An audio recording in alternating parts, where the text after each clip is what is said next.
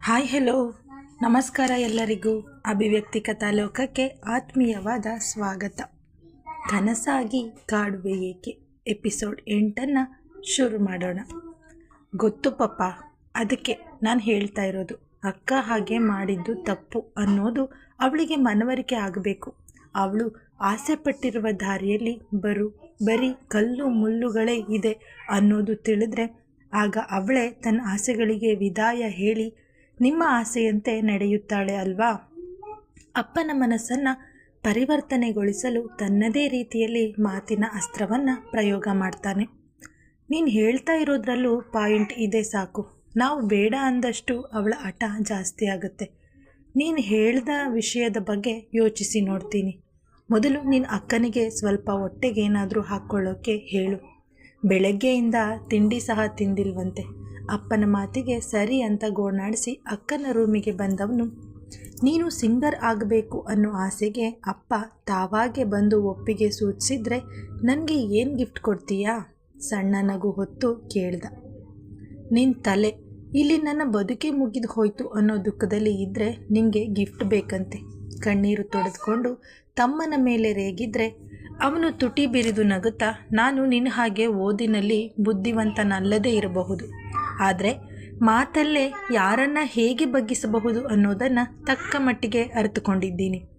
ನೋಡು ಶಾರು, ಪಪ್ಪನ ಹತ್ರ ನಾನು ನಿನ್ನ ಬಗ್ಗೆ ಒಂದು ಅಪ್ಲಿಕೇಶನ್ ಹಾಕಿ ಬಂದಿದ್ದೀನಿ. ಅಮ್ಮ ಅದೇನೋ ಹೇಳ್ತಾರಲ್ಲ, ಬೀಸೋ ದೊಣ್ಣೆಯಿಂದ ತಪ್ಪಿಸಿಕೊಂಡ್ರೆ 1000 ವರ್ಷ ಆಯಸ್ಸು ಅಂತ, ಅಂಥದ್ದೇ ಒಂದು ಪ್ಲ್ಯಾನ್ ಮಾಡಿದ್ದೀನಿ. ಆದರೆ ನಿನಗೆ 1000 ವರ್ಷ ಆಯಸ್ಸು ಸಿಗುತ್ತೋ ಇಲ್ವೋ ಗೊತ್ತಿಲ್ಲ, ಆದರೆ ಬೀಸೋ ದೊಣ್ಣೆಯಿಂದ ಅಂತೂ ತಪ್ಪಿಸಿಕೊಳ್ತೀಯ. ತಮ್ಮನ ಯಾವ ಮಾತು ಅರ್ಥವಾಗದೆ ಅವನನ್ನೇ ಕೆಕ್ಕರಿಸಿಕೊಂಡು ನೋಡುತ್ತಾ ಇದ್ದವಳ ರೀತಿಗೆ ನಗು ಜೋರು ಮಾಡ್ತಾನೆ ಸಾಕೇತ್. ಒಳ್ಳೆ ಗೂಬೆ ಥರ ಕಣ್ಬಿಟ್ಕೊಂಡು ನನ್ನ ನೋಡಿದ್ದು ಸಾಕು. ಮೊದಲು ಹೋಗಿ ಏನಾದರೂ ತಿನ್ನು. 6 ಗಂಟೆಗೆ ನಿಮ್ಮವರು ಬರ್ತಾ ಇದ್ದಾರಂತೆ. ನನಗೆ ಅವನ ಜೊತೆಗೂ ಸ್ವಲ್ಪ ಮಾತಾಡೋದು ಇದೆ ಹೇಳಿದವನು ತನ್ನ ಅಜ್ಜಿಯ ಬಳಿ ಹೋಗಿ ತನ್ನ ತಂದೆಗೆ ಹೇಳಿದ ಮಾತುಗಳನ್ನೇ ಪುನರಾವರ್ತಿಸಿದ. ಅಯ್ಯೋ ಮುಂಡೇದೆ, ನಿನಗ್ಯಾಕೋ ಇಂಥ ಕೆಟ್ಟ ಬುದ್ಧಿ ಬಂತು? ನಿನ್ನ ಅಕ್ಕನಿಗೆ ಏನಾದರೂ ಈ 2 ತಿಂಗಳ ಅವಧಿಯಲ್ಲಿ ದೊಡ್ಡ ಗಾಯಕಿ ಅನ್ನೋ ಪಟ್ಟ ಸಿಕ್ಕಿಬಿಟ್ರೆ ಅವಳು ಆಮೇಲೆ ನಮ್ಮ ಆದಿನ ಮದುವೆ ಆಗೋಕ್ಕೆ ಒಪ್ಕೊಳ್ತಾಳಾ? ಅಜ್ಜಿ ಗಾಬರಿ ಮಾತುಗಳು ಕೇಳಿ ವ್ಯಂಗ್ಯವಾಗಿ ನಕ್ಕ ಸಾಕೆ. ಅಲ್ಲಿಗೆ ನನ್ನ ಅಕ್ಕನಿಗೆ ಭಯಂಕರ ಟ್ಯಾಲೆಂಟ್ ಇದೆ ಎಂದು 2 ತಿಂಗಳಲ್ಲೇ ಅವಳು ತಾನು ಮೆಚ್ಚಿದ ಹಾದಿಯಲ್ಲಿ ನಡೆದು ಸಾಧನೆ ಮಾಡ್ತಾಳೆ ಅನ್ನೋದು ನಿಮಗೂ ತಿಳಿದಿದೆ. ಆದರೂ ಅವಳ ಆಸೆಯನ್ನು ಕೊಂದು ಸಮಾಧಿ ಕಟ್ಟಿ ಅದರ ಮೇಲೆ ಅವಳ ಮದುವೆ ದಿಬ್ಬಣ ಹೊರಡಿಸುವ ಕೆಟ್ಟ ಬುದ್ಧಿ ಯಾಕಜ್ಜಿ? ಹೊರಟಾಗಿ ಮಾತಾಡಿದ ಸಾಕೇತ್ ಮೇಲೆ ಸಿಟ್ಟಾದವರು, ಹೆಣ್ಣು ಮಕ್ಕಳಿಗೆ ಅತಿಯಾದ ಸ್ವಾತಂತ್ರ್ಯ ಕೊಟ್ಟರೆ ನಾಳೆ ಗಂಡನಿಗೆ ಮರ್ಯಾದೆ ಕೊಡ್ತಾರೇನೋ? ನಿನಗೂ ನಾಳೆ ಹೀಗೆ ನನ್ನ ಆಸೆ ಕನಸು ನನ್ನ ಭವಿಷ್ಯ ಅಂತ ಯೋಚನೆ ಮಾಡೋ ಹುಡುಗಿ ಸಿಕ್ಕರೆ ಏನೋ ಮಾಡ್ತೀಯಾ? ನಾನು ಮದುವೆ ವಿಷಯ ಬೇಡ ಅಜ್ಜಿ, ಅದಿನ್ನೂ ತುಂಬ ದೂರದ ಮಾತು. ನಿಮ್ಮ ವಿಷಯವನ್ನೇ ತೆಗೆದುಕೊಳ್ಳೋಣ. ಅಮ್ಮ ಮದುವೆ ಆಗಿ ಬಂದಾಗ ಅವಳನ್ನು ಮನೆ ಕೆಲಸಕ್ಕೆ ಹಾಕ್ಕೊಂಡ್ರಿ. ಅವರಿಗೂ ಶಾರು ಹಾಗೆ 100 ಕನಸುಗಳು ಇತ್ತು. ಎಲ್ಲವನ್ನೂ ಹೊಸಕಿ ಕೊಂದು ಹಾಕಿಬಿಟ್ರಿ. ಆದರೆ ದೊಡ್ಡಮ್ಮನನ್ನು ನೋಡಿ, ಅವರ ಮನೆಯಲ್ಲಿ ಅವರಿಗೆ ಎಲ್ಲ ರೀತಿಯ ಬೆಂಬಲ ಸ್ವಾತಂತ್ರ್ಯ ಕೊಟ್ಟಿದ್ದಕ್ಕೆ ಅವರು ಕೆಲಸಕ್ಕೆ ಸೇರಿ ದೊಡ್ಡಪ್ಪನ ಸಮಕ್ಕೆ ಬ್ಯಾಂಕ್ನಲ್ಲಿ ನೌಕರಿ ಪಡೆದುಕೊಂಡ್ರು. ಅದಕ್ಕೆ ನಮಗಿಂತ ಎಷ್ಟು ಅನುಕೂಲವಾಗಿ ಇರೋದು ಅಲ್ಲದೆ ಅವರಲ್ಲಿ ಎಂತಹ ಆತ್ಮವಿಶ್ವಾಸ ಇದೆ. ಅವರ ಮಗನಿಗೂ ಸಹ ಇಂಥದ್ದೇ ಕೋರ್ಸ್ ಓದು, ಇಷ್ಟೇ ಅಂಕಿ ತೆಗಿ ಎಂದು ಬಲವಂತ ಮಾಡಿಲ್ಲ. ಅದಕ್ಕೆ ನೋಡಿ ನಿಶಾಂತ್ ಅಣ್ಣ ತನ್ನ ಆಸೆಯಂತೆ ಓದು ಮುಗಿಸಿರೋದು ಅಲ್ಲದೆ ಸ್ವಂತ ಸ್ಟಾರ್ಟಪ್ ಕಂಪ್ನಿ ಶುರು ಮಾಡಿದ್ದಾನೆ. ನನಗೂ ಇಂಥದ್ದೇನಾದರೂ ಮಾಡೋ ಆಸೆ ಇದ್ದರೆ ಅದಕ್ಕೆ ಪಪ್ಪ ಒಪ್ಪುತ್ತಾರಾ? ಖಂಡಿತ ಇಲ್ಲ. ನಮ್ಮ ಮನೆಯಲ್ಲಿ ನೀವು, ಪಪ್ಪ, ನಿಮ್ಮ ಮಗಳು, ಅವರ ಮಗ ಎಲ್ಲರೂ ಇನ್ನೂ ಓಬಿರಾಯನ ಕಾಲದಲ್ಲಿ ಇದ್ದೀರ. ಮನೆ ಮಗ ಅಂದರೆ ಅವನು ಚೆನ್ನಾಗಿ ಓದಿ ಡಾಕ್ಟರ್ ಇಲ್ಲ ಇಂಜಿನಿಯರ್ ಆಗಿ ಮನೇನ ಚೆನ್ನಾಗಿ ನಡೆಸ್ಕೊಂಡು ಹೋಗಬೇಕು. ಮಗಳಾದರೆ ಮನೆಯವರು ತೋರಿಸಿದ ಗಂಡನ ಮದುವೆಯಾಗಿ ಗಂಡನ ಮನೆಯಲ್ಲಿ ಹೇಳ್ದಂತೆ ಕೇಳಿಕೊಂಡು ಬಿದ್ದಿರಬೇಕು.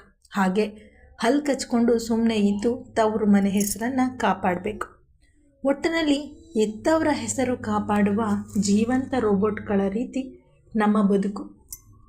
ಸವೆಸಿದ್ರೆ ಮಾತ್ರ ನಾವು ಒಳ್ಳೆ ಮಕ್ಕಳು, ಇಲ್ಲಾಂದರೆ ನಾವು ಕೆಟ್ಟವರಲ್ವಾ? ಅಜ್ಜಿಯ ಮೇಲೆ ಏನೇ ಕೂಗಾಡಿದ್ರು ಅವರು ಮಾತ್ರ ತಮ್ಮ ಧೋರಣೆ ಬದಲಾಯಿಸದೆ ತಾವು ಕಣ್ಣು ಮುಚ್ಚುವ ಮೊದಲು ಶಾರು ಆದಿ ಮದುವೆ ನೋಡಲೇಬೇಕು ಎನ್ನುವ ನಿಲುವನ್ನು ಬದಲಾಯಿಸಲಿಲ್ಲ. ಆಯಿತು ಬಿಡು ಮುದುಕಿ, ನನ್ನ ಅಕ್ಕನ ಮದುವೆ ನೋಡಿಯೇ ಕಣ್ಣು ಮುಚ್ಕೊಳ್ಳುವಂತೆ. ಈಗ ಬಾಯಿ ಮುಚ್ಕೊಂಡು ರಾಮ ಕೃಷ್ಣ ಅಂತ ದೇವರ ಧ್ಯಾನ ಮಾಡು.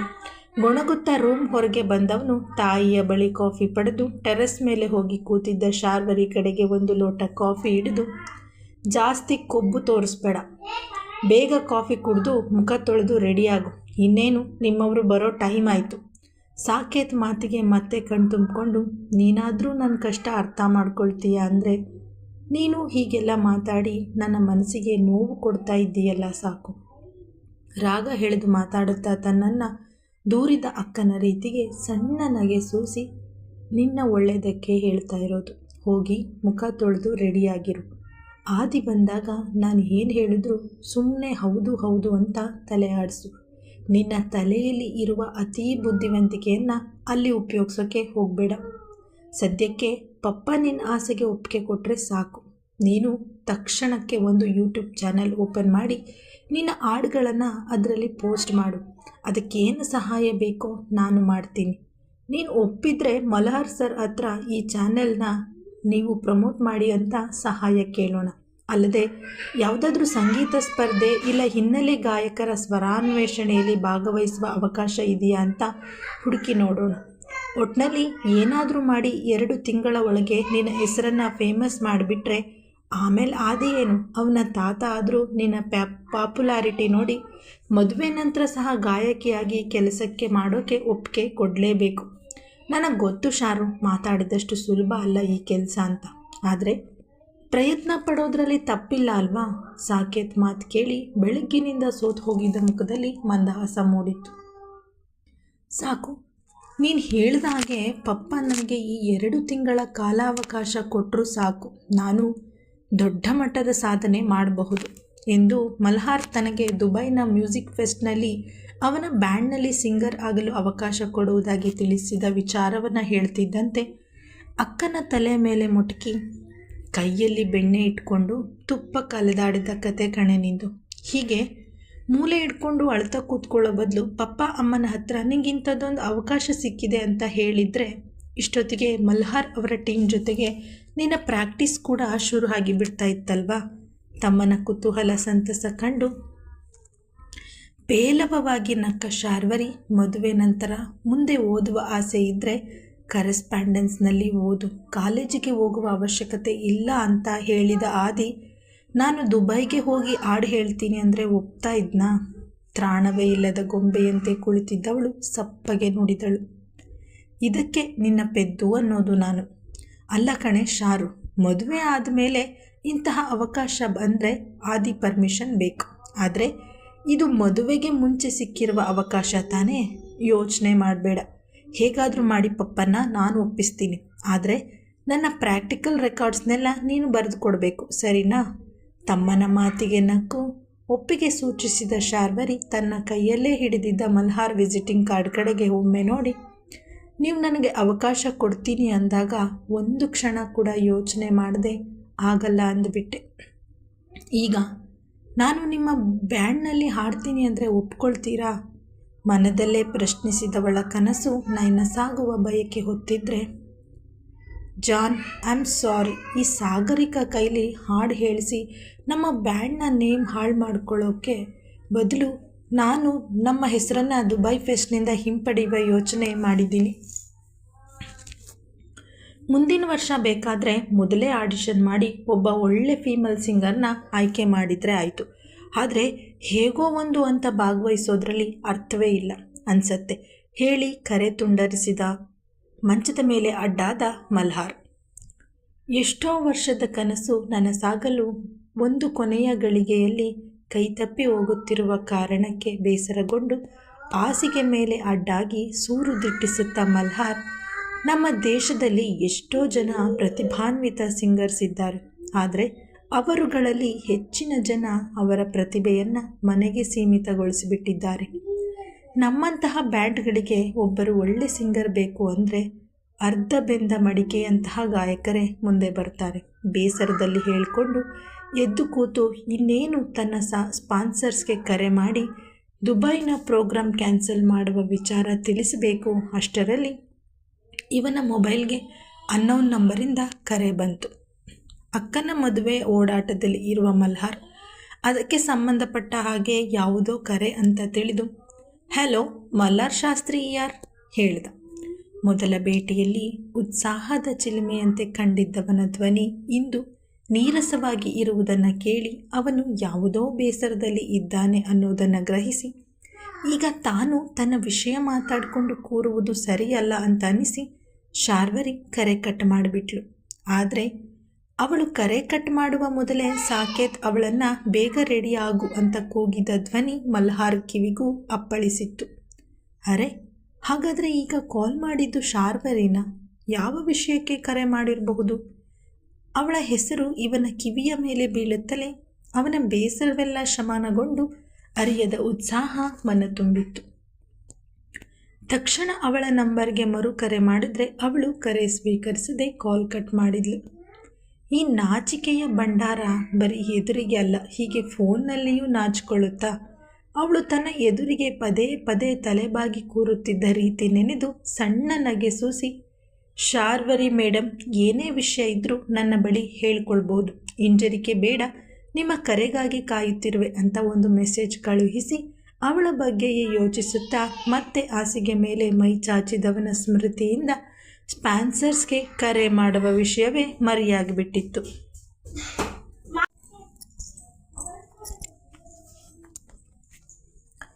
ಶಾರು, ಬೇಗ ಬಾ.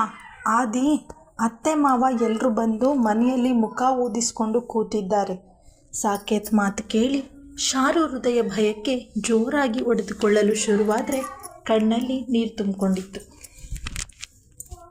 ಅದನ್ನು ಗಮನಿಸಿ ಸಾಕೇತ್ ಅಸಹನೆಯಲ್ಲಿ ಹಣೆ ಬಡಿದುಕೊಂಡು, ಮಾತೆತ್ತಿದ್ರೆ ನೀನು ಕಣ್ಣೀರು ಹಾಕ್ತೀಯ, ಅಲ್ಲಿ ನೋಡಿದ್ರೆ ಪಪ್ಪ ಕೋಪ ಮಾಡ್ಕೋತಾರೆ, ಇದು ಸಾಲದು ಅಂತ ಅತ್ತೆ ಮಾವ ಆದಿ ಕೆಟ್ಟ ಮೂತಿ ಮಾಡಿಕೊಂಡು ಕೂತಿದ್ದಾರೆ. ನನಗೂ ಇದೆಲ್ಲ ನೋಡಿ ಸಾಕಾಗಿದೆ ಶಾರು. ಏನೋ ಒಂದು ಮಾಡಿ ನಿನಗೆ ಮಲ್ಹಾರ್ ಅವರ ಬ್ಯಾಂಡ್ನಲ್ಲಿ ಆಡುವ ಅವಕಾಶ ಸಿಗುವ ಹಾಗೆ ಮಾಡ್ತೀನಿ. ಆದರೆ ನಿನ್ನಿಂದ ನನಗೂ ಕಾಲಕ್ಕೆ ಏನಾದರೂ ಹೆಲ್ಪ್ ಬೇಕಿದ್ರೆ ಮಾಡಬೇಕಾಗತ್ತೆ, ಸರಿನಾ ಕೇಳ್ದ. ತಲೆ ಆಡಿಸಿ ಸರಿ ಅಂದ ಹುಡುಗಿ ತನ್ನ ತಮ್ಮನ ಒಳ್ಳೆಯ ಬುದ್ಧಿಯ ಜೊತೆಗೆ ಇರುವ ಸ್ವಾರ್ಥ ಗುಣದ ಬಗ್ಗೆ ಹಲುಬಿಕೊಂಡ್ಳು. ಆದರೆ ಇವಳ ಕಷ್ಟ ಅರ್ಥ ಮಾಡಿಕೊಂಡು ಜೊತೆಗೆ ನಿಂತಿರುವ ರೀತಿಗೆ ಅಷ್ಟೇ ಮೆಚ್ಚುಗೆ ವ್ಯಕ್ತಪಡಿಸಿದ್ಲು. ನನ್ನ ಮಗಳಿಗೆ ಸಾಕಷ್ಟು ಬುದ್ಧಿ ಮಾತು ಹೇಳಿದ್ದೀನಿ. ಇನ್ಮೇಲೆ ಅವಳು ಈಗೆಲ್ಲ ಆದಿಗೆ ಫೋನ್ ಮಾಡಿ ಮದುವೆ ಬೇಡ, ನನಗೆ ಫೀಲಿಂಗ್ಸ್ ಇಲ್ಲ ಅಂತೆಲ್ಲ ಹುಚ್ಚುಚ್ಚಾಗಿ ಮಾತಾಡಲ್ಲ. ಏನು ಮಾಡೋದು ಹೇಳಿ? ನನ್ನ ಮಗಳಿಗೆ ಪ್ರಪಂಚ ಜ್ಞಾನ ಕಡಿಮೆ. ಅದಕ್ಕೆ ತನ್ನ ಕನಸೇ ದೊಡ್ಡದು ಅನ್ನೋ ಅರ್ಥದಲ್ಲಿ ಆದಿಗೆ ಫೋನ್ ಮಾಡಿ ಮನಸ್ಸಿಗೆ ತೋಚಿದ ಹಾಗೆ ಮಾತಾಡಿಬಿಟ್ಟಿದ್ದಾಳೆ. ಅವಳ ಬಾಲಿಶ ಬುದ್ಧಿಗೆ ಕೋಪ ಮಾಡಿಕೊಳ್ಳದೆ ದೊಡ್ಡ ಮನಸ್ಸು ಮಾಡಿ ಕ್ಷಮಿಸಿಬಿಡಿ. ತಂಗಿ ಪವಿತ್ರ ಹಾಗೂ ಅವರ ಗಂಡ ಮಹದೇವ್ ಬಳಿ ಕ್ಷಮಾಪಣೆ ಕೋರಿದವರು ದೀರ್ಘ ಉಸಿರನ್ನು ಹೊರದಬ್ಬಿ, ನಿಮಗೆ ಇನ್ನೊಂದು ವಿಚಾರ ತಿಳಿಸಬೇಕಾಗಿತ್ತು. ನಮ್ಮ ಶಾರು ಮೊದಲಿನಿಂದಲೂ ಈ ಸಂಗೀತದ ಕಡೆಗೆ ಹೆಚ್ಚಿನ ಆಸಕ್ತಿ ಬೆಳೆಸ್ಕೊಂಡು ಬಿಟ್ಟಿದ್ದಾಳೆ. ಅದಕ್ಕೆ ಯಾವ್ಯಾವುದೋ ಸಂಗೀತ ಸ್ಪರ್ಧೆಗಳಲ್ಲಿ ಭಾಗವಹಿಸುವ ಆಸೆ ಇಟ್ಕೊಂಡು ತನ್ನ ಹೆಸರನ್ನು ನೋಂದಾಯಿಸಿಬಿಟ್ಟಿದ್ದಾಳೆ. ನಾನು ಮೊದಲ ತಿಳಿಸಿದ್ದೆ, ನಿನ್ನ ಅತ್ತೆ ಮಾವನಿಗೆ ಅವರ ಮನೆಯ ಸೊಸೆ ಟಿವಿಯಲ್ಲಿ ಅಥವಾ ಸಾರ್ವಜನಿಕರ ಎದುರು ನಿಂತು ಸ್ಟೇಜ್ ಮೇಲೆ ಹಾಡುವುದು ಇಷ್ಟವಾಗೋದಿಲ್ಲ ಅಂತ. ಆದರೆ ಅವಳಿನ್ನು ಚಿಕ್ಕ ಹುಡುಗಿ. ಮದುವೆಗೆ ಮೊದಲು ಒಂದೇ ಒಂದು ಸಲ ತನ್ನ ಮನಸ್ಸಿನ ಇಚ್ಛೆಯಂತೆ ಯಾವುದಾದರೂ ಸಾರ್ವಜನಿಕ ಪ್ರೋಗ್ರಾಂನಲ್ಲಿ ಹಾಡಬೇಕೆಂಬ ಆಸೆ ವ್ಯಕ್ತಪಡಿಸಿರುವಳು. ಮದುವೆ ನಂತರ ಬೇಕಾದರೆ ಅವಳು ಹಾಡೋದು ಬೇಡ. ಆದರೆ ಈ 2 ತಿಂಗಳಲ್ಲಿ ಅವಳು ತನ್ನ ಇಚ್ಛೆಯಂತೆ ಯಾವುದಾದ್ರೂ ಪ್ರೋಗ್ರಾಂನಲ್ಲಿ ಹಾಡಿದ್ರೆ ನಿಮಗೇನು ಅಭ್ಯಂತರ ಇಲ್ಲ ತಾನೇ? ಸಾಕೇತ್ನ ಕೋರಿಕೆಯಂತೆ ಮದುವೆಗೆ ಮೊದಲು ಶಾರ್ವರಿ ತನ್ನ ಆಸೆಯಂತೆ ಗಾಯಕಿ ಆಗುವ ಪ್ರಯತ್ನ ಪಡಲಿ. ಇಂತಹ ದಾರಿ ಅವಳು ಊಹಿಸಿರುವಷ್ಟು ಸುಗಮವಾಗಿ ಇರುವುದಿಲ್ಲ ಅನ್ನೋದು ಮನವರಿಕೆ ಆಗಲಿ ಅನ್ನೋ ತೀರ್ಮಾನಕ್ಕೆ ಬಂದಿರುವ ರಾಜಶೇಖರ್ ಅವರು ತಂಗಿ ಮನೆಯವರ ಬಳಿ ಮಗಳ ಆಸೆ ಈಡೇರಿಸಲು ಕೋರಿಕೆ ಇಡುತ್ತಾ ಇರುವ ರೀತಿ ಕಂಡು ಸಾವಿತ್ರಿ ಅವರಿಗೂ ರೇಗಿ ಹೋಯಿತು. ನಾವು ಹೆತ್ತ ಮಗಳ ಆಸೆ ಈಡೇರಿಸೋಕ್ಕೆ ಇವರ ಹತ್ರ ಅನುಮತಿ ಕೇಳಬೇಕಾ? ಈಗಲೇ ಹೀಗೆ. ಇನ್ನು ನನ್ನ ಮಗಳನ್ನು ಮದುವೆ ಮಾಡ್ಕೊಂಡು ಹೋದ್ಮೇಲೆ ಶಾರುಗೆ ಹೊರಗಿನ ಗಾಳಿಯೂ ಸೋಕದ ಹಾಗೆ ಅವರ ಮನೆಯಲ್ಲಿ ಕೂಡಿ ಹಾಕಿಬಿಟ್ರೂ ಆಶ್ಚರ್ಯವಿಲ್ಲ. ಈ ನನ್ನ ಯಜಮಾನನಿಗೆ ಯಾಕಿದು ಅರ್ಥ ಆಗ್ತಾ ಇಲ್ಲ? ಮಗಳ ಬದುಕಿಗಿಂತ ತಂಗಿಗೆ ಕೊಟ್ಟಿರುವ ಮಾತೆ ದೊಡ್ಡದಾಗ್ಬಿಡ್ತಾ? ನನ್ನ ಅತ್ತೆ ನಾದಿನಿ ಇಬ್ಬರು ಸೇರಿ ನನ್ನ ಮಗಳ ಭವಿಷ್ಯವನ್ನು ನರಕಕ್ಕೆ ತಳ್ಳುತ್ತಾ ಇದ್ದರೆ ನೋಡಿಕೊಂಡು ನಾನು ಹೇಗಪ್ಪ ಸುಮ್ಮನಿರಲಿ? ನಂಜುಂಡೇಶ್ವರ, ನಿನಗೆಷ್ಟೆಲ್ಲ ಹರಕೆ ಹೊತ್ತಿದ್ದೀನಿ, ಆದರೂ ನನ್ನ ಮಗಳ ಕಷ್ಟ ನಿನ್ನ ಕಣ್ಣಿಗೆ ಬೀಳ್ತಾ ಇಲ್ವಾ? ಏನಾದರೂ ಚಮತ್ಕಾರ ಮಾಡು ತಂದೆ. ಯಾವುದೇ ಕಾರಣಕ್ಕೂ ನನ್ನ ಮಗಳು ಪವಿತ್ರ ಮನೆ ಸೊಸೆಯಾಗಿ ಈ ಆದಿತ್ಯನ ಹೆಂಡತಿ ಆಗಬಾರ್ದು ಅಷ್ಟೆ. ಮನೆಗೆ ಬಂದಿದ್ದ ಅತಿಥಿಗಳಿಗೆ ಕಾಫಿ ಮಾಡಿಕೊಂಡು ಬರ್ತೀನಿ ಅಂತ ಹೇಳಿ ಅಡುಗೆ ಮನೆಗೆ ಬಂದವರು ಅಲ್ಲಿಯೇ ಕೈ ಮುಗಿದು ದೇವರ ಪ್ರಾರ್ಥನೆ ಮಾಡುತ್ತಾ ನಿಂತುಬಿಟ್ರು. ಅಮ್ಮ, ಪಪ್ಪ ಕರೀತಾ ಇದ್ದಾರೆ, ಕಾಫಿ ತಗೊಂಡು ಬೇಗ ಬಾ ಸಾಕೇತ್ ಹೇಳಿ ಹೋದರೆ ಗಂಡನ ಮೇಲಿನ ಅಸಮಾಧಾನದಿಂದ ಗೊಣಗುತ್ತಲೇ ಟ್ರೇ ಹಿಡಿದು ಹಾಲ್ಗೆ ಬಂದವರು ಎಲ್ಲರಿಗೂ ಕಾಫಿ ಕೊಟ್ಟು ಆಗ ತಾನೇ ಟೆರೆಸ್ನಿಂದ ಇಳಿದು ಬಂದ ಮಗಳನ್ನು ಕುಳಿತುಕೊಳ್ಳಲು ತಿಳಿಸಿ ಅವಳ ಪಕ್ಕ ಕೂತು ಅವಳ ಕೈ ಹಿಡಿದು ನಾನು ನಿನ್ನ ಜೊತೆಗೆ ಇರುವೆ ಅನ್ನೋ ಭರವಸೆ ನೀಡಿದರು. ಮಾಡೋದೆಲ್ಲ ಮಾಡಿ ಏನೂ ಹಾಗೇ ಇಲ್ಲ ಅನ್ನೋ ಹಾಗೆ ಬಂದು ನಮ್ಮೆದುರಿಗೆ ಕೂತಿರೋದು ನೋಡು. ಅತ್ತೆಯ ಕೊಂಕು ಮಾತು ಕೇಳಿ ತಲೆ ತಗ್ಗಿಸಿದ ಶಾರ್ವರಿಗೆ ಏನು ಹೇಳಬೇಕು ಅಂತಲೇ ತೋಚಲಿಲ್ಲ. ಅತ್ತೆ, ದಯವಿಟ್ಟು ಶಾರುಗೆ ಬೈಬೇಡಿ, ಪಾಪ ನನ್ನ ಅಕ್ಕ. ಮೊದಲಿನಿಂದಲೂ ಅವಳು ತುಂಬ ಇನ್ನೋಸೆಂಟ್. ಆದಿಗೆ ಫೋನ್ ಮಾಡಿ ಅವಳಿಗೆ ಸಿಂಗರ್ ಆಗಬೇಕು ಅನ್ನೋ ಆಸೆ ಇದೆ, ಇದಕ್ಕೆ ನೀನು ಸಪೋರ್ಟ್ ಬೇಕು ಅಂತ ರಿಕ್ವೆಸ್ಟ್ ಮಾಡ್ಕೊ ಅನ್ನೋ ಸಲಹೆ ಕೊಟ್ಟಿದ್ದೆ. ಆದರೆ ಅವಳು ಗಾಬರಿಯಲ್ಲಿ ಬೇರೆ ಏನೇನೋ ಮಾತಾಡಿಬಿಟ್ಟಿದ್ದಾಳೆ. ಈಗ ನೀವು ಮಾವ ಆದಿ ಸ್ವಲ್ಪ ದೊಡ್ಡ ಮನಸ್ಸು ಮಾಡಿ ಶಾರುಗೆ ಹಾಡೋಕ್ಕೆ ಅವಕಾಶ ಮಾಡಿಕೊಟ್ರೆ ಪಾಪ ಅವಳಿಗೂ ಖುಷಿ ಆಗತ್ತೆ. ಸಾಕೇತ್ ಮಾತು ಕೇಳಿ ವಕ್ರವಾಗಿ ನಕ್ಕ ಆದಿತ್ಯ. ಮೊದಲು ನೀನು ಓದಿ ಸೆಕೆಂಡ್ PU ಪಾಸಾಗೋದನ್ನು ನೋಡು, ಆಮೇಲೆ ಇಂತಹ ದೊಡ್ಡ ದೊಡ್ಡ ಮಾತುಗಳನ್ನು ಆಡುವೆಯಂತೆ. ಅಷ್ಟಕ್ಕೂ ಇವಳು ಆಡ್ತೀನಿ ಅಂದರೆ ಬಾಮ್ಮ ಶಾರು, ನಿನಗಾಗಿ ನಿನ್ನ ಸಂಗೀತಕ್ಕಾಗಿ ಕಾಯ್ತಾ ಇದ್ದೀವಿ ಅಂತ ಯಾರೂ ಆರತಿ ತಟ್ಟೆ ಹಿಡಿದು ಕಾಯ್ಕೊಂಡು ಕೂತಿಲ್ಲ. ಕೊಂಕು ಮಾತಾಡ್ತಾನೆ. ರಾಜಶೇಖರ್ ಅವರಿಗೆ ತಮ್ಮ ಮಗಳು ಇಬ್ಬರ ಬಗ್ಗೆಯೂ ಆದಿತ್ಯ ಹಗುರವಾಗಿ ಮಾತಾಡಿದ ರೀತಿ ಇಷ್ಟವಾಗದೇ ಇದ್ದರೂ ಹಲ್ಲು ಕಚ್ಚಿ ಸುಮ್ಮನೆ ಉಳಿದರೆ ಸಾಕೇತ್ ಯಾವುದೇ ಬೇಸರ ತೋರದೆ ನಾನು ಪಾಸಾಗ್ತೀನಿ ಅನ್ನೋ ಗ್ಯಾರಂಟಿ ಇದೆ ಆದಿ. ಅಷ್ಟೇ ಅಲ್ಲ, ನೀನು ಹೇಳಿದ ಹಾಗೆ ಆರತಿ ತಟ್ಟೆ ಹಿಡಿದುಕೊಂಡು ಅಲ್ಲ, ಆದರೆ ಮೈಕ್ ಹಿಡಿದುಕೊಂಡು ಅಕ್ಕನ ಸಂಗೀತಕ್ಕಾಗಿ ಒಬ್ಬರು ಕಾಯ್ತಾ ಇದ್ದಾರೆ. ಅವಳ ಒಂದು ಒಪ್ಪಿಗೆಗಾಗಿ ಕಾಯುತ್ತಾ ಇರುವ ವ್ಯಕ್ತಿ ಶಾರುನ ದುಬೈನಲ್ಲಿ ನಡೆಯುವ ಮ್ಯೂಸಿಕ್ ಫೆಸ್ಟ್ನಲ್ಲಿ ಲಾಂಚ್ ಮಾಡಬೇಕು ಎಂಬ ಆಸೆ ಹೊತ್ತಿದ್ದಾರೆ. ಆದರೆ ಶಾರು ಅವರಿಗೆ ಒಪ್ಪಿಗೆ ಕೊಡುವಷ್ಟು ಧೈರ್ಯ ಮಾಡದೆ ಸುಮ್ಮನೆ ಉಳಿದಿದ್ದಾಳೆ ಅಷ್ಟೇ ಎಂದ. ಕತೆ ಮುಂದಿನ ಭಾಗದಲ್ಲಿ ಮುಂದುವರೆಯುವುದು. Thank you.